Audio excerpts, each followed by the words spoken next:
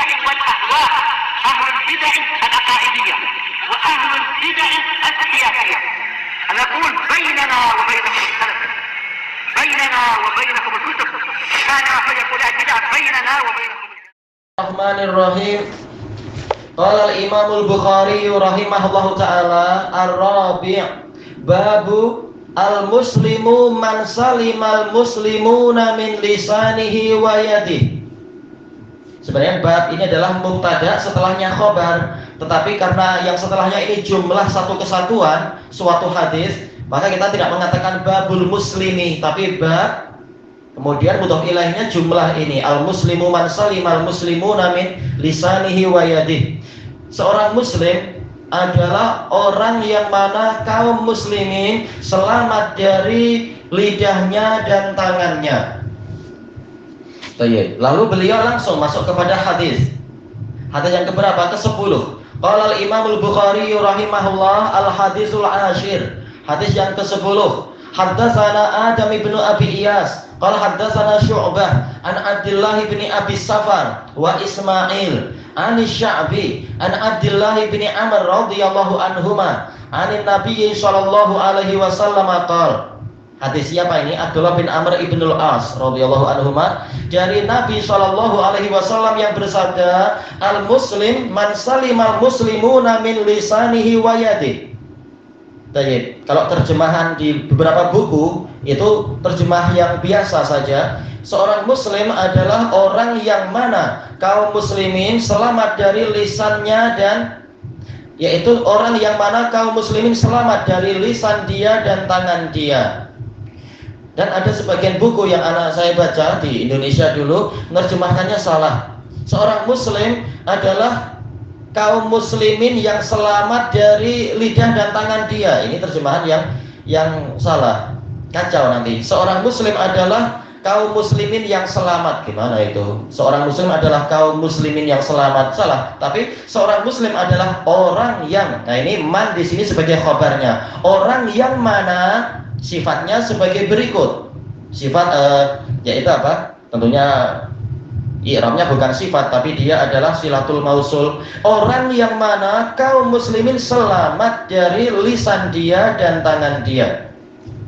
Baik, dan terjemah yang paling tepat alnya ini adalah istighraqiyah li kamalil jins. Muslim yang sebenar, muslim yang sempurna, muslim yang lengkap keislamannya adalah orang yang mana umat Islam selamat dari gangguan lisan dia dan tangan dia. Inilah yang makna yang tepat. Wal muhajiru man hajara ma nahallahu an. Orang hijrah yang sebenar adalah orang yang meninggalkan apa yang dilarang oleh Allah. Qala Abu Abdullah, yaitu Imam Bukhari sendiri, wa qala Abu Muawiyah haddatsana Dawud an Amir qala sami'tu Abdullah, saya mendengar Abdullah anin Nabi sallallahu alaihi wasallam. Ini sanad kedua. Wa qala Abdul A'la, ini sanad yang ketiga, an Dawud an Amir an Abdullah anin Nabi sallallahu alaihi wasallam. Baik. Hadis ini diambil oleh Imam Bukhari dari guru beliau Adam bin Abi Iyas. Beliau adalah Abdul Hasan Adam bin Abi Iyas. Beliau ini adalah berpindah-pindah. Asalnya beliau dari Khurasan, tetapi beliau tinggal lama di Irak. Lalu beliau menuntut hadis, pergi kemana-mana menuntut ilmu sampai ke Asqalan di Mesir, sehingga dikatakan Al-Asqalani, dan meninggal di sana. Adam bin Abi Iyas Al-Asqalani, Abdul Hasan, sifatun katsirul hadis mutqin. Dan dikatakan oleh Imam Ahmad ada 6 atau 7 orang yang riwayatnya terhadap Syu'bah itu paling kuat. Nah, di antaranya adalah Adam bin Abi Iyas ini. Namanya nampak sederhana, tidak terlalu hebat seperti yang mungkin Ibnul Mubarak atau Imam Ahmad, tetapi ini orang yang sangat hebat, termasuk murid-murid terbaik dari Syu'bah. Tayyib, qal haddatsana Syu'bah. Syu'bah tak perlu ditanya, terlalu terkenal. Beliau adalah Abul Hajjaj, yaitu Abu Bistam, Syu'bah Ibnul Hajjaj.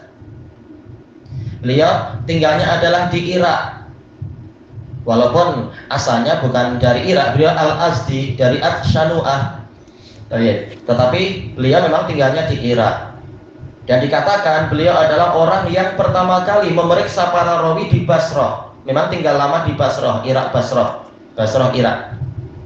Dikatakan Amirul Mukminin fil hadis. Siapa yang menjuluki? Yang memberikan tazkiyah bukan orang sembarangan. Sufyan Ats-Tsauri mengatakan Syu'bah Amirul Mukminin fil hadis. Syu'bah ustaduna, dan beliau adalah ahli ibadah. Biografinya panjang sekali dan sangat bagus beliau. Baik. Kalau diceritakan terlalu panjang. Keutamaannya luar biasa banyak, menggabungkan antara ibadah dan juga ilmu. Sampai dikatakan di dalam Syiar Alamin Nubala, kalau beliau sholat dan beliau sujud, orang akan menyangka itu cuma tumpukan pakaian saja. Saking lamanya diam dalam sujud, orang menyangka ini tumpukan pakaian, padahal itu beliau Syu'bah. Tayyib. An Abdullah bin Abi Safar, Abdullah bin Sa'id, Abu Safar namanya Sa'id. Kunyahnya tidak diketahui di dalam sebagian biografi. Beliau siqah qalilul hadis, hadisnya sedikit, tapi beliau siqah. Wa Ismail, beliau didukung oleh Ismail. Beliau sendirian siqah, dikuatkan oleh Ismail. Ismail dalam Tabaqat ini murid Asy-Sya'bi, ini Ismail bin Abi Khalid. Tidak diketahui kunyahnya. Beliau katsirul hadis, punya kurang lebih 600 hadis di dalam Sahih Bukhari. Dan beliau dikatakan ummi, tak mampu baca tulis, tapi hafalannya hebat, Ismail bin Abi Khalid.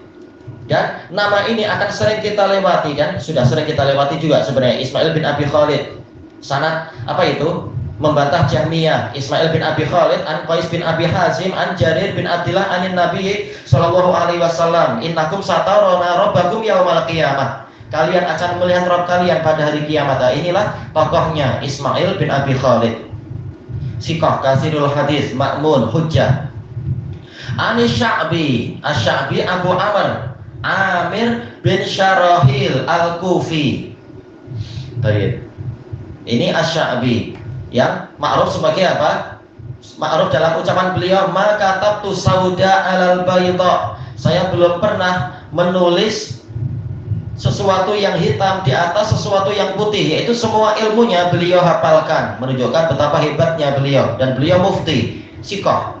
Tapi itu pun beliau mengakui, walaqad nasitu minal ilm ma law hafidhahu syakhsun la sara aliman. Saya telah lupa terhadap sebagian ilmu yang seandainya ilmu itu dihafal oleh seseorang, dia jadi alim. Jadi beliau sendiri tahu, walaupun beliau lautan ilmu, hadisnya itu bagikan lautan, tapi di antara hadis-hadis itu ada yang hilang, dan banyak juga yang seandainya orang hafal apa yang beliau lupakan itu, dia jadi alim. Menunjukkan betapa banyaknya ilmu beliau. Hilang sebanyak itu pun para ulama memaafkan, karena saking banyaknya yang beliau hafal. Sekitar hilang 1000, tapi kalau hafal 1.000.000, 1000 tak ada apa-apanya itu. Ini Asy-Sya'bi. Baik. Anak Abdullah bin Amr, Abu Muhammad Abdullah bin Amr ibnul As Al-Umawi radhiyallahu anhuma, yang rajin belajar, rajin mencatat, sebagaimana kata siapa? Abi Hurairah radhiyallahu an, ma min ashabi Rasulillah sallallahu alaihi wasallam illa wa ana aktsaru minhu hadisan ma ada inda Abdullah bin Amr fa innahu yaktubu wa la aktub. Tidak ada satupun dari sahabat Nabi sallallahu alaihi wasallam kecuali saya lebih banyak hadisnya daripada dia, kecuali apa yang ada pada Abdullah bin Amr, karena dia mencatat sementara saya tidak mencatat. Ini menunjukkan pentingnya menulis. Walaupun mungkin hafalan kita tidak sebagus Abu Hurairah, tetapi karena kita rajin menulis, yaitu kita maksudnya bayangkan, yaitu Abdullah bin Amr, maka mampu mengalahkan apa yang di Abu Hurairah. Bukan berarti hafalannya lebih banyak, tapi catatannya. Apakah kenyataannya hadis Abdullah bin Amr itu lebih banyak daripada hadis Abu Hurairah? Kenyataan yang tercatat, Abu Hurairah tetap lebih banyak. Baik. Lalu apa makna ucapan Abu Hurairah tadi? Yaitu saking banyaknya riwayat Abdullah bin Amr sampai Abu Hurairah tidak berani mengatakan saya lebih banyak riwayat dari dia. Walaupun ketika para ulama setelah itu menghitung-hitung, tetap Abu Hurairah yang menang. Karena apa? Memang dapat doa dari Nabi dan hasil dari kerja keras yang amat sangat dalam belajar Abu Hurairah. Berkah dari Allah Ta'ala. Tayyib. Dan yang penting apa? Bukan kita, kalau saya tak menjadi number 1 tak payah belajar. Bukan demikian. Nomor 1 itu bukan wajib. Yang penting kita sendiri berusaha belajar untuk menyelamatkan diri sendiri, menyelamatkan keluarga, melestarikan ajaran Nabi dan seterusnya untuk kepentingan diri sendiri walaupun bukan nomor 1. Makanya Abdullah bin Amr dia tidak mementingkan saya nomor 1 atau Abu Hurairah nomor 1. Yang penting saya memang ingin memperbanyak ilmu.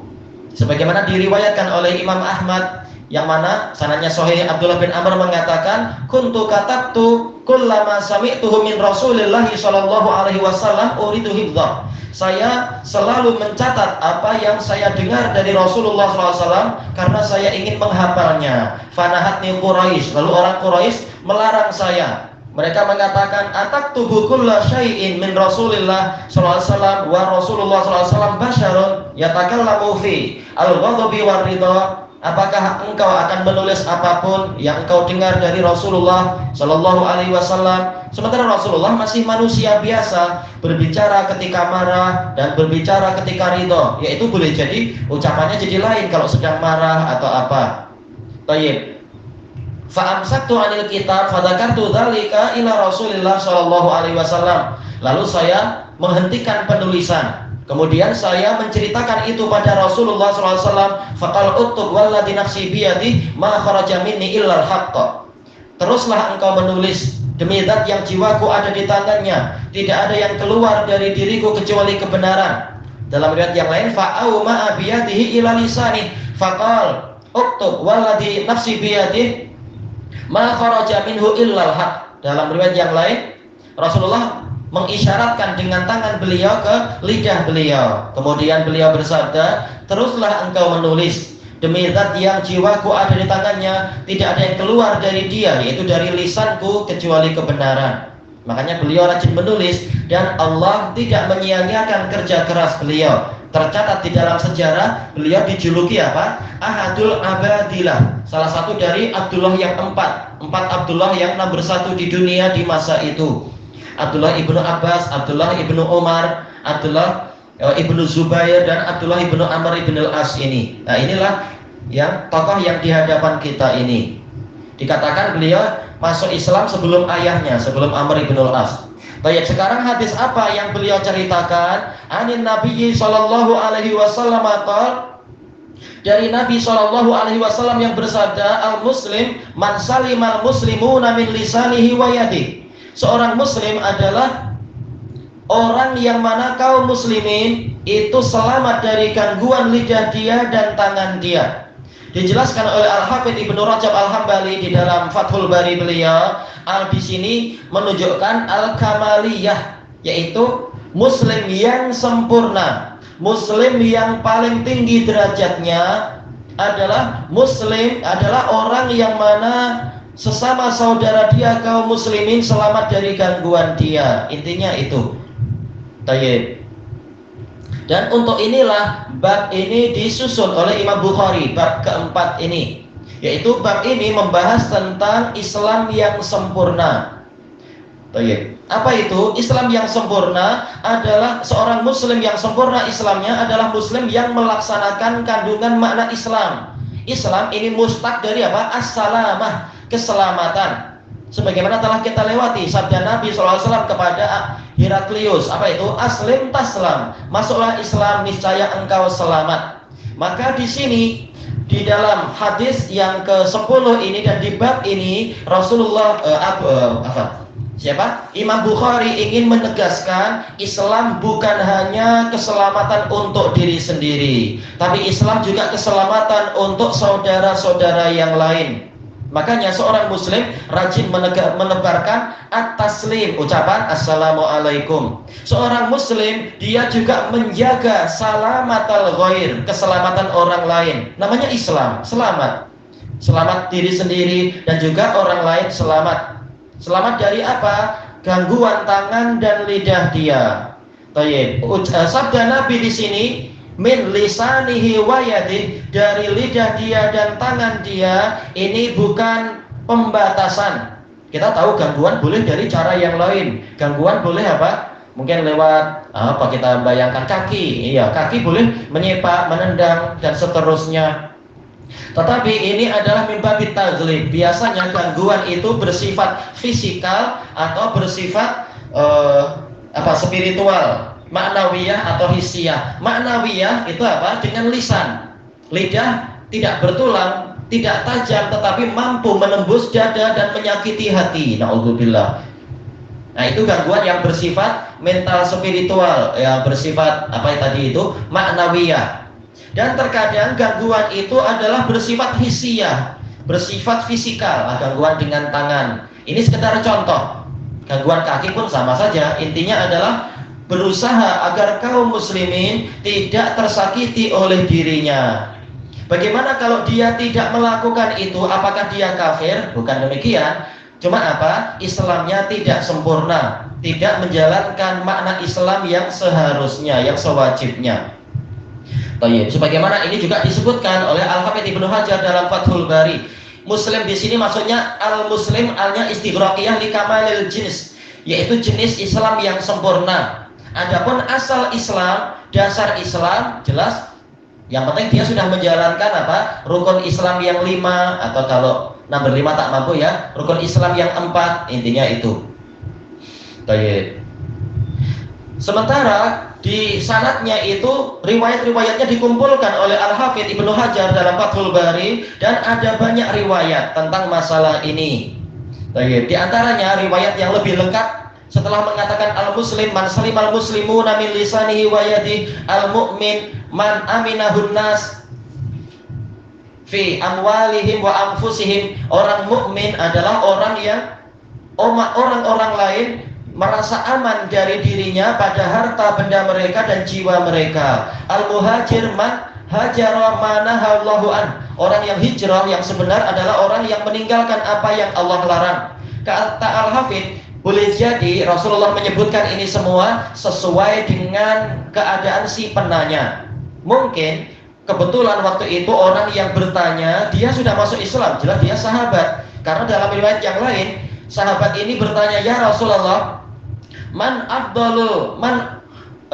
afdalul Islam? Islam apa yang paling utama?" Baik, Rasulullah mengatakan, ini orang yang mana kaum muslimin selamat dari lidah dia dan tangan dia. Sementara yang lain ketika ditanya seperti itu, Rasulullah ditanya seperti itu, beliau mengatakan, yaitu antu ta'imat ta'ama wa tuqri as-salam. Engkau memberikan makanan dan engkau mengucapkan salam. Tapi kenapa jawabannya lain-lain? Islam yang paling utama. Boleh jadi Rasulullah SAW melihat orang yang bertanya ini, dia Islamnya yaitu rukun Islam sudah dijalankan, cuma mungkin masih suka menggunjing, atau mungkin suka jadi batu api, atau tangannya suka memukul orang. Maka Rasulullah menjelaskan muslim yang terbaik adalah yang ini, kaum muslimin selamat dari lidah dia dan tangan dia. Adapun untuk kesempatan yang lain, ketika ada orang bertanya, Rasulullah menegaskan muslim yang sempurna adalah muslim yang rajin memberikan makan dan mengucapkan salam. Mungkin Rasulullah lihat yang bertanya ini ada kekurangan dalam masalah itu, maka disemangati untuk melakukan itu. Baik. Kemudian di sini membahas masalah hijrah. Hijrah terbagi menjadi 2, hijrah hissiyah dan maknawiyah. Hijrah yang sifatnya fisikal, artinya memang intiqal, perpindahan dari satu negeri ke negeri yang lain. Yang kedua maknawiyah, dan inilah yang paling utama, yaitu orang hijrah yang paling utama, yang paling sempurna adalah yang meninggalkan perkara-perkara yang haram. Nah, tentunya meninggalkan perkara yang haram diantaranya adalah meninggalkan negeri-negeri kafir, tak mau ke sana, meninggalkan negeri-negeri bid'ah, tak mau menetap di sana, dan seterusnya. Tapi intinya pada meninggalkan yang haram. Makanya inilah yang ditetapkan oleh Rasulullah SAW. Kalau yang maknawiyah dijalankan, insya Allah yang hissiyah itu akan ikut. Yaitu pergi dari negeri yang tidak layak kepada negeri yang layak. Kita tahu hijrah fisikal itu terbagi menjadi 4. Yang pertama adalah yaitu apa? Al-intiqal min baladil kufri wasyirki ila baladil imani wa tauhid. Berpindah dari negeri kekufuran dan kesyirikan menuju kepada negeri keimanan dan tauhid. Yang kedua, al-intiqal min baladil bid'ah ila baladis sunnah. Berpindah dari negeri bid'ah ke negeri sunnah. Kalau yang pertama ma'ruf, seperti apa yang dilakukan oleh Rasulullah dan para sahabat, pindah dari Mekah ke Madinah. Yang kedua, yaitu pindah dari negeri bid'ah ke negeri sunnah, seperti yang dilakukan oleh Imam Syafi'i ketika para Jahmiyah memerintahkan untuk mengatakan Quran makhluk didukung oleh penguasa, maka Imam Syafi'i pindah dari Baghdad menuju ke Mesir. Dan ini juga disebutkan oleh Al-Qari di dalam Mirqatul Mafatih, yaitu di antara bentuk hijrah adalah hijrah dari negeri bid'ah ke negeri sunnah. Kemudian yang ketiga adalah al-intiqal min baladi al-maksiyah ila baladi ta'ah. Berpindah dari negeri maksiat ke negeri ketaatan. Seperti dalam hadis muttafaqun alaih dari Abi Sa'id Al-Khudri radhiyallahu an, yang Rasulullah bercerita ada orang yang membunuh 100 orang itu. Lalu ketika tanya pada orang alim, maka orang alim itu mengatakan, "Na'am, man yahulu bainaka wa bainat taubah, walakin idhab min qaryatika fa innaha qaryatus su' ila qaryati kadza wa kadza fa inna biha unasan ya'buduna Allah fa'budillaha ma'ahum wa la tarji ila qaryatika fa inna qaryataka qaryatus su'."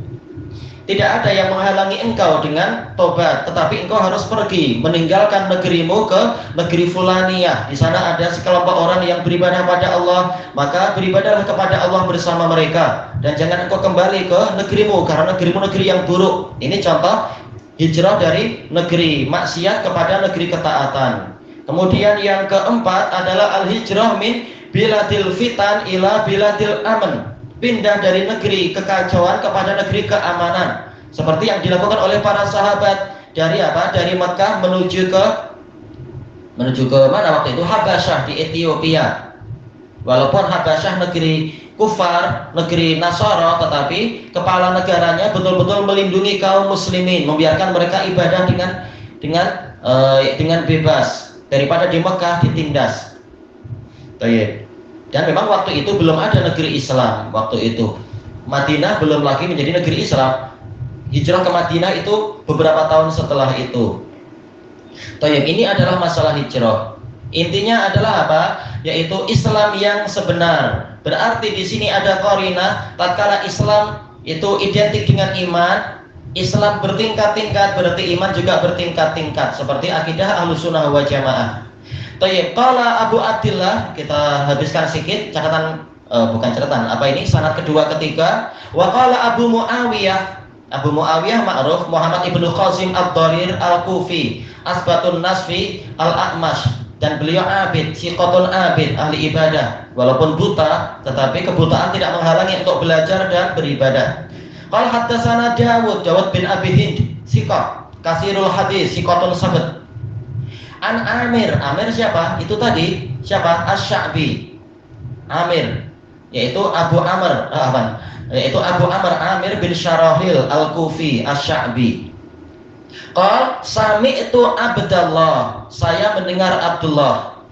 Dijelaskan oleh Imam Ibnu Rajab Al-Hambali di dalam Fathul Bari beliau. Inilah yang diinginkan oleh Imam Bukhari di dalam apa? Mendatangkan sanad kedua. Sanad pertama sahih, tapi kenapa beliau mendatangkan sanad kedua? Karena tujuannya ingin menetapkan yaitu Asy-Sya'bi memang mendengar dari Abdullah. Ini juga dijelaskan oleh Al-Hafidz Ibnu Hajar dalam Fathul Bari beliau. Karena apa? Memang Imam Bukhari telah mensyaratkan dalam sahih beliau rawinya itu memang mendengar dari gurunya. Sementara untuk riwayat pertama ini pakai an, ya kan, di situ Anis-Sya'bi an Abdillah. Tak jelas apakah Asy-Sya'bi memang dengar dari Abdullah. Sementara ulama mutaqaddimin mereka terkadang melemahkan suatu hadis dengan alasan rawi yang ini tidak dengar dari rawi yang itu karena jaraknya terlalu jauh. Kita tahu Asy-Sya'bi ini Kufah. Sementara Abdullah bin Amr, beliau ini semula adalah dari mana beliau itu? tinggal di Makkah, kemudian beliau pindah ke Syam. Kemudian ketika ayahnya menaklukkan Mesir, yaitu Amr ibn al-As, penakluk Mesir, menghancurkan negara kufar di sana, pemerintahan Romawi waktu itu. Kemudian apa? Si anak ikut Amr ibn al-As, karena Rasulullah dalam hadis di Sahihul Musnad memang Rasulullah mengatakan ati abaka madama hayya, taati ayahmu selama dia masih hidup. Maka kemanapun ayahnya pergi, Abdullah juga ikut pergi. Makanya Abdullah jaraknya terlalu jauh dari Irak, dari Kufah. Beliau lahirnya di Makkah, lalu tinggal lama di Syam. Kemudian apa? Tinggal di Syam, kemudian pindah ke mana? Tadi itu pindah ke Mesir sekian lama, lalu kembali ke Syam. Bagaimana akan jumpa Sya'bi? Sya'bi akan dapat riwayat dari beliau, sementara Sya'bi ini adalah Kufah. Baik, maka dijelaskan oleh Al-Hafidz Ibnu Hajar rahimahullahu taala bahwasanya di dalam biografi Abdullah bin Amr ibn al-As, beliau pernah mengadakan perjalanan menyertai Muawiyah dan menyertai Amr ibn al-As. Ketika Muawiyah setelah jadi Amirul Mukminin, beliau berkunjung ke Hijaz dan berkunjung ke mana? Ke Irak. Nah, ketika sampai di Irak itulah Asy-Sya'bi dan beberapa orang Irak belajar kepada Abdullah bin Amr. Maka tidak perlu kita khawatir hadis ini sanadnya putus, karena memang Asy-Sya'bi memang belajar pada Abdullah, dan Sya'bi terang-terangan bilang apa di sini? Sami'tu, saya mendengar. Jadi tak perlu kita khawatir. Biasanya yang khawatir adalah yang sudah belajar ilmu hadis sehingga tahu ini anak ini betul tidak, sementara orangnya jaraknya jauh kalau kita lihat dalam biografinya. Tapi yang tak paham sanad sama sekali jelas tak khawatir. Tapi yang khawatir adalah yang belajar sanad dan merasa heran bagaimana ini terjadi. Maka dijelaskan oleh Imam Bukhari ada sanad kedua yang di situ terang-terangan Asy-Sya'bi mengatakan sami itu Abdullah. Jadi Anda tak perlu khawatir. Baik. Dan ada pembahasan yang lebih panjang sebenarnya tentang masalah ini, tapi intinya itu, yaitu Asy-Sya'bi memang belajar pada Abdullah, bukan sesuatu yang terputus. Baik, kita lihat sanad yang ketiga. Qala Abdul A'la, dia Abdul A'la bin Abdul A'la As-Sami Siqah. An Dawud yang tadi, Dawud bin Abi Hind, yang mana beliau adalah Siqah, kasirul hadis hujjah. An Amir tadi Asy-Sya'bi. An Abdullah bin Amr ibn al-As anin Nabi sallallahu alaihi wasallam. Baik. Hadis ini juga diriwayatkan oleh Imam Muslim, cuma ana belum sempat periksa sanad Imam Muslim, tapi intinya hadis ini riwayatnya banyak sekali, maka tak perlu kita ragu-ragu, hadisnya adalah sahih. Ilahuna wallahu a'lam. Subhanakallahumma wa bihamdika la ilaha illa anta astaghfiruka wa atubu ilaik. Walhamdulillahirabbil alamin. Jazakumullahu khairan.